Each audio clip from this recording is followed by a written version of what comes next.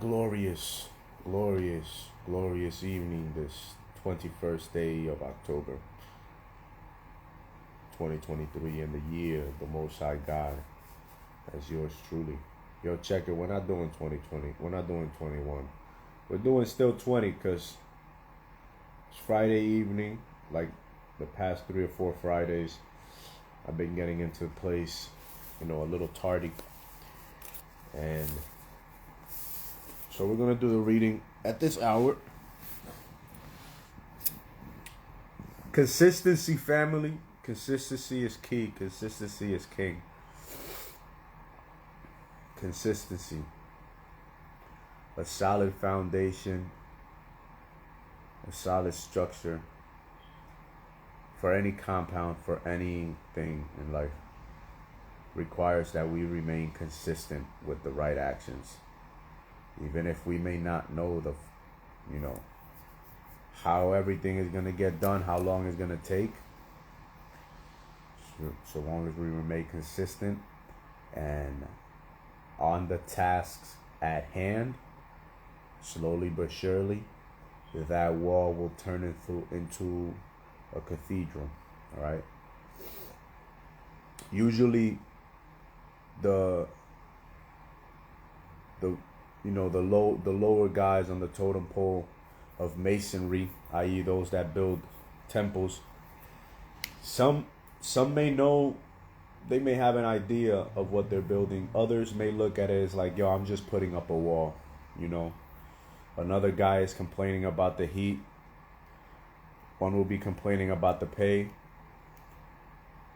The other will be appreciating the pay and enjoying the heat because he is aware that he is building a cathedral and not just a simple wall or laying down simple bricks. He's laying down the foundation for a structure that has order and that will give other places to come and pray. And so it is with your life. You get what I'm saying? You may be 15, 20, 25, 30, or even in your 50s, and you may not have clarity as to the full spectrum of what it is that you want to design, but your Lord in heaven knows what it has in mind for you. You know what I'm saying? If you already have a family, then it has in mind for you the things that you should be doing for the family that you already have. If you are doing things that are maybe stealing away your time, attention, energy, mental space, and material resources, you know what I'm saying? Maybe some bad habits that you might be entertaining. And if you are young, you get what I'm saying?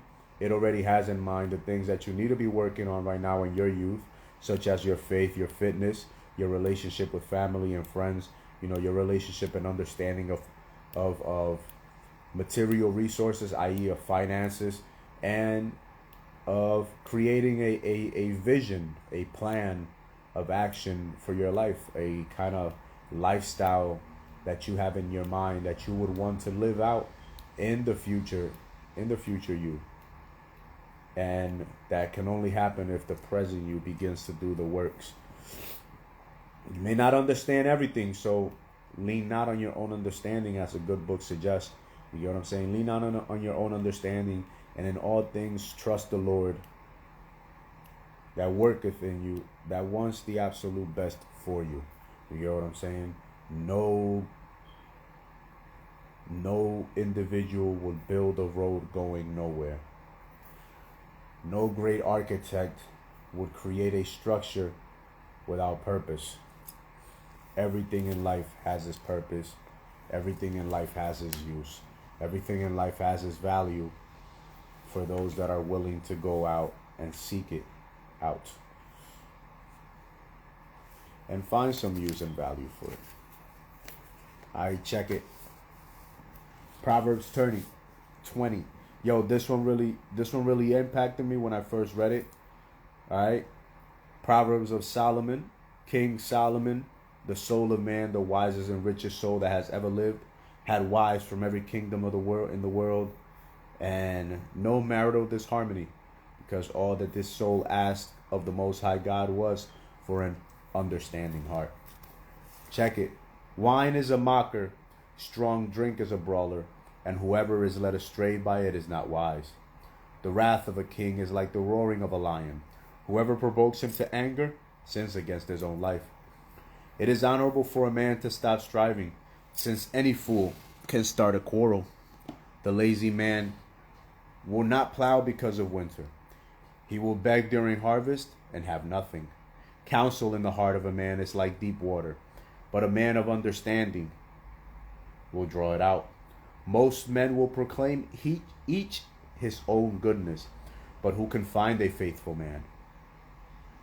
The righteous man walks in his integrity. His children are blessed after him. A king who sits on the throne of judgment scatters all evil with his eyes. Who can say, I have made my heart clean? I am pure from my sin. Diverse ways and diverse measures, they are both alike an abomination to the Lord. That one always hits me. That one I always, diverse weights and diverse measures, they are both alike an abomination. They are disrespectful. Dishonest scales are an abomination. So are diverse weights. The worst thing is to pay for something and not get what you pay for. Go into a store, read a bag that says, 1 pound for $22. You come home, weigh it, and you only have a 0.8. You get what I'm saying? 80% or 60% of what you paid for. That is upsetting. Diverse weights and diverse measures are both alike an abomination. Even a child is known by his deeds, whether what he does is pure and right. You know a child by the things that they do. This is why it is important for us to correct a child on the spot, and if need be, correct them with corporal punishment for whatever acts they may do. You know what I'm saying? Certain acts will require that you use your communication skills to relay the information and understanding and insight that influences and inspires a different kind of action. Sometimes that information and the delivery that you might give it in might have to be in a way that produces shame, that makes the child aware of where he messed up and how that is disrespectful, and he or she needs to take accountability and remedy the issue and correct the character flaw in them. You get what I'm saying? Help them understand how it is wrong and how it engenders thoughts, feelings, and actions from others that they themselves do not really wish to have to receive. Hate, discontent, ill speaking of them. Like, you don't want anybody speaking ill of you, right? All right, so then don't do acts that may cause others to speak ill of you, or acts which you yourself wouldn't approve of others doing to you. Help a child understand. Then there's gonna be other time you might have to smack him in his mouth, pop him in his face, whoop him in his butt, smack him upon his back, something. You're gonna have to do something that makes sense without going overboard, and then also at the same time explaining to the child why what happened just happened to his eyes. Do not spare the rod when it is necessary. Better to beat him with the rod, as the good book says, better to beat him with the rod and deliver his soul from hell than to not, and then have that child damned to damnation because he was spoiled and never corrected and never made to feel the consequences of their ill actions. If a child ever disrespects adults, man, that is when sometimes talking, it ain't it. You gotta nip it in the butt. Especially if you've already tried correcting the disrespecting adults and disrespecting others multiple times. Even a child is known by his deeds, whether what he does is pure and right. And observe when they do kind, generous, authentic things, applaud them, even if not in public, even if not to their face. Bring it up during a regular conversation so that they feel like, oh snap, somebody did see it and it was recognized. And it gives them a different sense of appreciation to do things, especially to do what is right, especially when nobody is watching, because somebody will always be watching. Even if not somebody outside of them, the future them that is in their present them looking through their own eyes. The hearing ear and the seeing eye, the Lord has made them both. So never think that what you think or what you indulge your attention with isn't being recorded, is being recorded through your own eyes. Do not love sleep lest you come to poverty. Open your eyes and you will be satisfied with bread. Man, I love sleep. And it's crazy, as much as I love to sleep, I average between 5 and 7 hours. Even on the days that I sleep the most, I probably still average 7 or 8 hours. Probably 8 hours at the most, if that. So do get your rest, family. You don't need to be waking up at 4 o'clock in the morning like somebody else, unless that is you, what is required at whatever moment in time you find yourself. You get what I'm saying? You might have to also be going to sleep like around 1 in the morning, 2 in the morning, 3 in the morning, or waking up around those hours to do some of the work that is required for you to do in order for you to, create that desired lifestyle for yourself and make the impacts and changes in your life that will facilitate the fulfillment and manifestation of your desires. All right, keep that in mind. It is not good for nothing, cries the buyer, but when it has gone his way, then he boasts. There is a gold and a multitude of rubies, but the lips of knowledge are a precious jewel. Take a garment of one who is surety for a stranger, and hold it as a pledge when it is for a seductress. Bread gained by deceit is sweet to a man, but afterwards his mouth will be filled with gravel. Plans are established by counsel, by wise counsel wage war. He who goes about as a malicious gossiper reveals secrets. Therefore do not associate with one who flatters with his lips. Whoever curses his father or his mother, his lamp will be put out in deep darkness. An inheritance gained hastily at the beginning will not be blessed at the end. Do not say, I will recompense evil. Wait for the Lord, and he will save you. Diverse weights are an abomination to the Lord, and dishonest scales are not good. There you go again, family. Diverse weights are an abomination, and so dishonest scales are not good. A man's steps are the Lord. How then can a man understand his own way? It is a snare for a man to devote rashly something as holy, and afterwards to reconsider his vows. A wise king sifts out the wicked and brings a threshing wheel before them. The spirit of a man is the lamp of the Lord, searching all the inner depths of his heart. Mercy and truth preserve the king, and by loving kindness he upholds his throne. The glory of young men is their strength, and the splendor of old men is their gray head. Blows that hurt cleanse away evil, as do stripes the inner depths of the heart.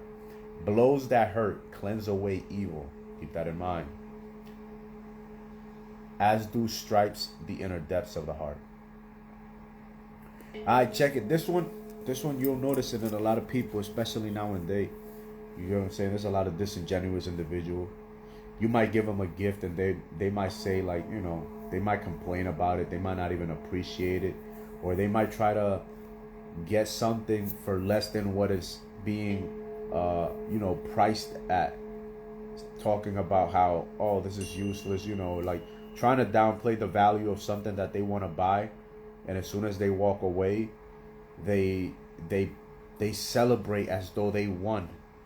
You get what I'm saying? By getting you to talk down your original price, not knowing that they cheated themselves in trying to cheat you.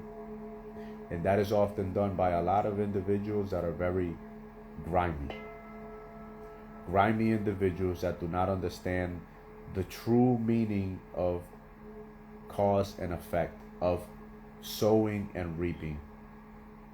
So even when they pay a bill, they pay it with a grudging feeling, like like they don't want to do it. You get what I'm saying? Rather than paying with appreciation, because the only real use of money is to show gratitude, to buy things that are necessary, to buy things that will facilitate certain experiences, to pay for things, not to buy, to pay for things that facilitate a certain experience that we actually feel appreciative of having. So money is just a medium for expressing gratitude. So anytime you use money, use it with grace, so that more come to you in abundance. There is gold in a multitude of rubies, but the lips of knowledge are a precious jewel.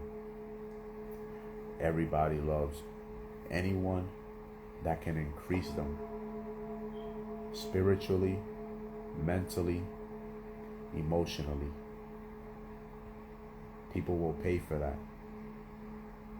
There are people that literally get paid $100,000, $200,000, $400,000 to talk. The lips of knowledge are a precious jewel.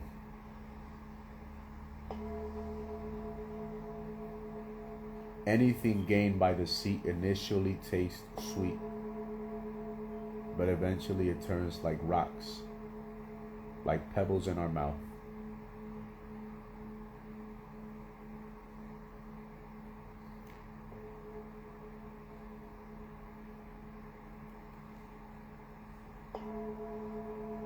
I'm over here like, are we done? And it's like, yeah. Consistency, family. Repetition. Practice. Practice makes perfect. My apologies. Practice makes improvement. Perfection does not exist, but excellence does. So always strive for excellence. That's what I strive for, at least. You know what I'm saying? And anything and in everything that I do, I always aim for the absolute best that I can do in it. Even in swimming, even though I'm not trying to go to the Olympics or do some like extravagant thing with swimming, with running, with cycling, with martial arts, with anything. But I want to be the best me at it that I can make possible. So I encourage others to do the same in their own way. Because no two individuals are alike. No two individuals think alike, feel alike, speak alike, behave alike. Nor will they like the same things. So do your best, nothing less, maybe a little bit more, but in your own unique way, with your own little, sauce to it. Add your own little spin to it. And continue to walk that way in truth and in life. Be that light to those in your sphere of influence. Be a value, be the gift, be the blessing, be the miracle that you prayed for and that others are praying for. Every opportunity that you get. Other than that, it's been a great one. I hope whoever sees this, whenever, they can find the gems out of this mind, and mind out of it all the treasures that are necessary for them to achieve their desired goal and tasks in life. It's been your guy Sosa Joan, aka Super Conscious Thought, Super Conscious Living. Yo, go subscribe to my YouTube, so that in time I can also go live over there. All I need is 1,000 subscribers or more. Other than that, you have a great one. Ain't nothing but love.